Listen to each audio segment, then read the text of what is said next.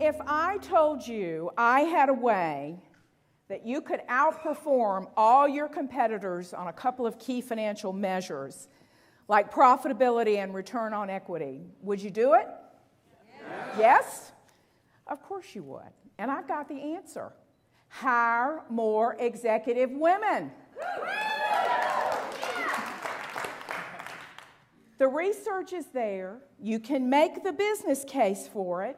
But why isn't it happening? Why aren't there more women at the top of corporate America? This is my passion. All girls high school, all women's college, 30 years at Time Warner, made it to the C-suite. Now I'm doing leadership development, consulting work, and executive coaching for women. It's my passion. It always has been. I want to see more women get to the top. And it's also the mission of my firm. We want to have an impact. We want to move the needle. To that end, we published a women's leadership book last year, and we put forth our big vision. We call it our red suit vision. We want to see 30% representation of women in corporate America in 10 years. Now, the book came out last year, so we're in year number 9, and we've got to get going. What's the red suit part of this? If you will, visualize executive women in red suits, executive men in gray suits, and let's go into a corporate boardroom. A corporate boardroom today is about 10 people, person on either end, 4 on either side, and right now we have 1 red suit at that table, 1. If we can get 30%, think about it, there'll be 3 red suits at that table. I've been the only red suit at the table. How many women out there have been the only woman in the room at certain meetings? All right, a lot of you. Well, I certainly have. And it doesn't feel real comfortable. You feel awkward. You sort of want to blend into the wallpaper, and so people don't really know you're there. Hard to get your voice out. I'm now on a board of 12, and there are 4 women on the board. Do you know what a difference that is, how empowered I feel to speak up right from the beginning, getting my voice at the table? So that's what we want to say. We think 30% is a tipping point. We think when there are 30% women at the top of corporate America, the dialogue, the conversation will change. And I'm not advocating for all women at the table or all men at the table. We need both.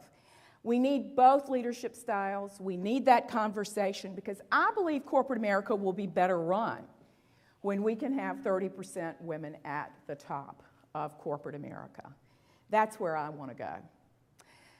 So in my firm, we've talked about what's going on here, what's not happening. Why aren't there more women? If you'd asked me at the height of my career, would I be up here talking about this? I would have said, oh no, it's all going to be fixed. But it hasn't been fixed. So let me start. Some of you folks out there may be saying, did she say there's research that proves this? Let me show you the research. So I got you, didn't I? I knew what was going on in your heads. There's research, and I will, if you give me your card on the break, I will send it to you via email. There's research out there that having more women in senior management improves your financial performance, increases your level of innovation, which you'll be hearing about today. And on certain measurements like leadership and accountability, you get better rankings. So there's a lot of data out there saying it makes sense to have more women on boards and more women at the top. So let's talk about that good news that has happened for women. Things have changed since I started my career long ago. And so we are making progress, and let me share some of that with you. First of all, I'm sure you have all read, it came out a couple years ago, we're equal male-female in the workplace now. So we're starting off sort of 50-50, if you will. Secondly, I don't know if you know the data on women in education at this point, but 2 out of every 3 diplomas now are going to women. Women are going in record numbers to business school, law school, medical school. We're still a little behind in science and math. We're coming out with great resumes. We're getting hired. And yes, we are having great success early on in our careers. We're going to get promoted 1, 2, maybe 3 times. But then you hit that point, that mid-career stall out.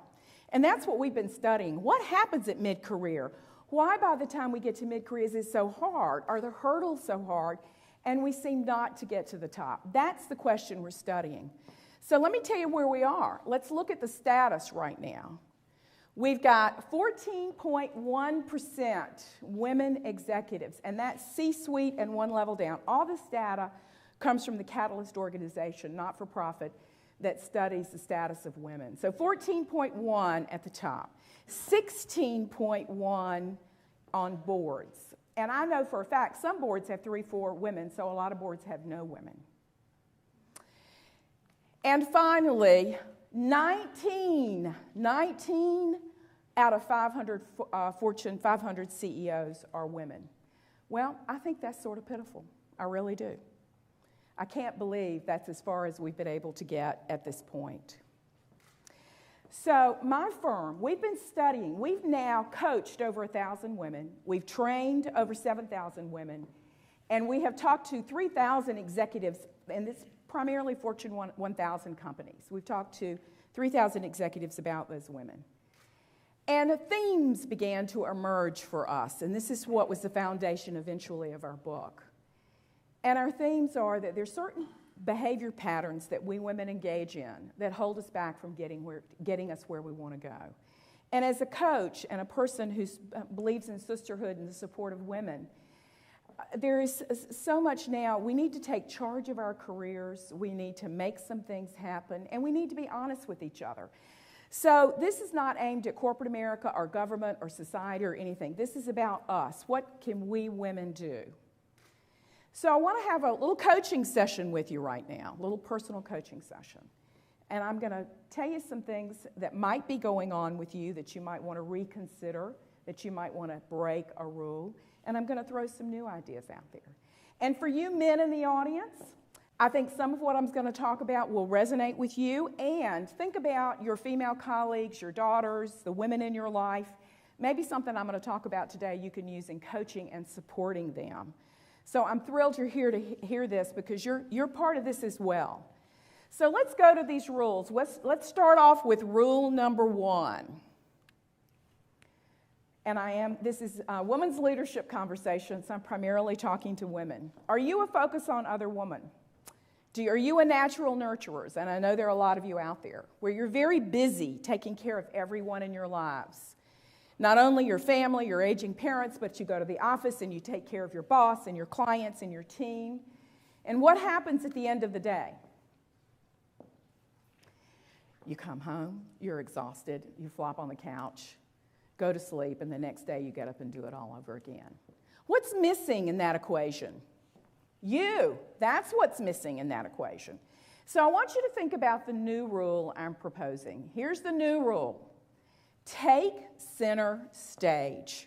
Now, what does this mean? It means a couple things to me. First of all, great women leaders are very resilient. You've got to learn how to be resilient. You've got to take care of yourself, be healthy, whatever it takes to do that. Take some time for yourself. The other part of that is you need some of this time to think about your own career. You've got to be okay being center stage and, yes, a little selfish for yourself because you need to be purposeful and intentional and strategic about your career. And if you don't take a moment and think about it, your career can bat you around as opposed to having the directions that you want to go. So that's rule number 1. Are you one of those people? So you might want to think about putting some time and effort and some thought, some meditation, if you will, into your future career. Rule number 2, the old rule. Are you a be modest person? That's the person that you compliment and they can't take the compliment. You say, you look great, that's a great dress. Oh, this old thing. Or someone comes off the stage, they've done a fabulous job, and you say, Mary, you did a wonderful job. And what do I say? Oh, it's nothing at all, after you put all that energy. If you're one of those people, you're also probably somebody who can't self-promote. You're uncomfortable talking about your successes, your strengths, what you're proud of. It feels arrogant or bragging. Now, I had a wonderful Southern mother who, when I was very little, said to me, Mary, you're way too bossy and you brag way too much and you're never going to have any friends. So my husband will tell you I'm still bossy, but I stopped bragging. So I go to 6th Avenue Publishing Fortune 500, I walk in the door. I'm 21 years old. I'm from a teeny tiny town in North Carolina. I went to a school that most people up here had not heard of, and I walk in the door of the Ivy League environment. Now, how do you think my Be Modest style worked? It didn't. So the first time I was stepped over for a job I really deserved and I really wanted, and I was personally wounded by that, I realized I had not been telling people what I was doing. We think senior management's omnipotent, and if I just work hard, do a quality job, everyone's going to know it, but they don't. You must learn to effectively self-promote, and it doesn't have to be bragging. You can do some sneaky bragging. You can have other people brag for you. There are other ways to do it. You don't have to do it yourself. Because what I want you to do is project personal power. You know, people who have that inner core confidence that what they're doing is really good, they bring the passion to the conversation. And they say, I had such a great time at the TED Talk. You know, I love talking to people about my favorite topic. And I think it went pretty well. I feel pretty good about it. You know, it was a challenge, but it felt good. That's a brag. I'm bragging to the next person I'm going to talk to. But it's coming from an authentic place. It's really the truth. So if it's the truth, it's not bragging. If you're exaggerating, then it is. So I want you to think about that. If you have a hard time speaking up for yourself, think about how you can learn to comfortably self-promote. There are a lot of great books out there about it. Brag is a 4-letter word, toot your own horn. So look those up if that's something that speaks to you. Because we women need to get comfortable with power. We need to get comfortable showing up, being ready, being organized and prepared, feeling good about how we look, because that's when it's all hitting on all cylinders that we're going to speak up and get our voice at that leadership table, which is really what I want you to do. Number 3, seek approval. This is really my biggie. I'm an ENFJ on Myers-Briggs, and I have a very, very big F, feeling, people person. I believe that harmony is the highest value. I hate conflict. I want to be a crowd pleaser. I want everyone to come to the meeting. We talk, we make a decision, everybody leaves agreeing, and they're happy. I'm a consensus builder. And that is in my DNA. That's the kind of person I am. So again, that can work in corporate America, but not all the time. Sometimes you have to make a tough decision quickly. And then, somebody may not like my decision. Somebody may not like me. Very hard for me to come to grips with. So what happened is I got known as she's too nice. So when I would say, now why am I not getting this job? Well, we don't know if you can do the tough stuff. So I had to do what I'm telling you all to do. Figure out how to remain true to who I am, ENFJ, and be an effective, powerful, senior woman leader. How am I going to do this? So I had to struggle with it and think about, if I'm making the right decision and I'm being fair, yeah, I may disappoint some people, but hopefully they'll get over it and they'll understand it and we'll still remain colleagues. So I had to get a little tougher about it. Another seek approval point of view is sort of picking places to work where you love everybody that you're going to work with, because that's your highest value. And yes, we want to work with people we like to work with, but I did not choose strategically within my corporation where I was going to work. I went to work where I liked the people as opposed to some of the function I needed to learn. So it took me longer to get where I wanted to go, to the C-suite. It took me a lot longer. And finally, the seek approval person goes into the boss in the supplicant position and asks, may I please do that? We're always asking for permission, sort of the good girl thing.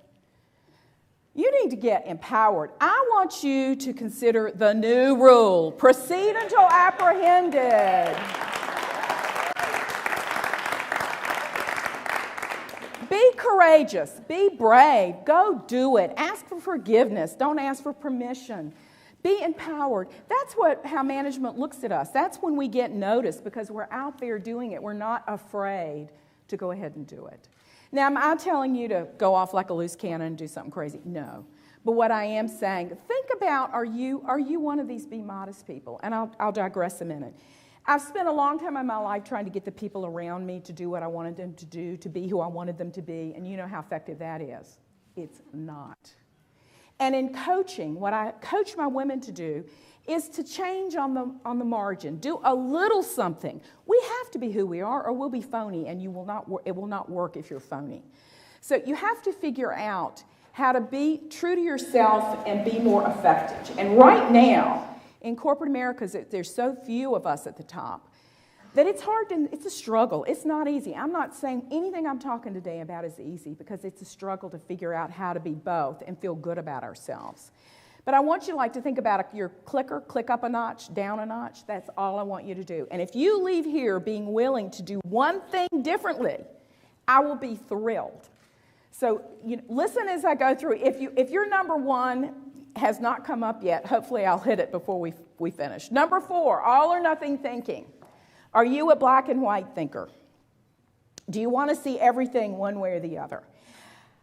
I think as women in our personal lives, we deal really well with our the fuzziness of the messiness of our personal lives. I think we do a great job. But when we get in the workplace, we want it to be neat and tidy, fair, organized, no ambiguity, no gray space. And as you know, the world today is full of gray space. And we got to get comfortable living in that, feeling uncomfortable about it. We rush to check it off our list so that little niggly thing hanging over your head at work is done. And we shut off options. Don't shut options off until you absolutely have to. So what I want you to think about is both and. I'm not generally a black and white thinker, but when I'm tired and emotional, I'm a black and white thinker. Well, I've had it. If this corporation thinks they're going to continue to do this to me, they're wrong. I'm through. I've had it, the last straw, whatever your words are, and I'm leaving. And I have been there a couple of times when I was really ready to quit, and I was really coming from an emotional place. So I was very much seeing it black and white. I've got to leave. I'm going to opt out and forget it. You need truth tellers in your life. You need people you can go to talk to when you get to that emotional moment. Somebody who can pull you back and get you back over to your rational brain and have you think through pros and cons. Maybe you should leave. I don't know. But don't do it in an emotional huff. And be willing to live in the gray space. That's what leaders today have to do. Live in the world of ambiguity. And we as women have to get comfortable doing that. All right. How many people here think if you just worked harder, you'll get promoted? How many out there? Yep. Some of you are right. If you're early on in your career, working harder is what you need to do, because you're building your craft, your skill. You show them that you will work hard and it's needed. But when you get to mid-career, working harder is not going to get you there. What's going to get you there is being politically savvy. And I will tell you, from all the women I coach, this is the one they hate the most. Office politics. Ugh. Don't want to even talk about that. Something sort of tainted, dirty about politics. Well, let me tell you, you have to know how your organization works. You have to know how it really works, behind the curtain as well as in front of the curtain. Who are the power players? How do you get promoted? How are decisions made? Are decisions made in the meeting or the meeting before the meeting? And if it's meeting before the meeting and you don't get talked to, then you don't get your voice at the table. So you've got to take some time and be an observer. Be savvy, be smart. I will tell you, the first day I walked into Time Incorporated, I met Linda. She's still my dear friend. And I came to find out that Linda was the most politically savvy person I've ever met in my life. She was never wrong. We'd come out of a meeting scratching our heads, and I'd say, "What do you think just happened there?" She said, she said, "I think this." I said, "No, I think that." She was always right. So if you're not good at this, if you can't read between the tea leaves, get a Linda. Find a Larry, find somebody. Go find somebody who can help you do this. The second stage of this, I leave in your hands. What you decide to do with all the information you come up with, that's when you get political. That's your choice. That's your moral compass and code.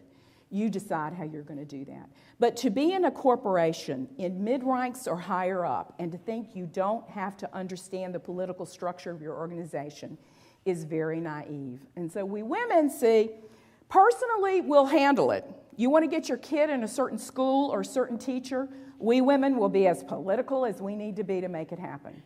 But when it comes to our careers, and in our career, we don't want to do it for ourselves.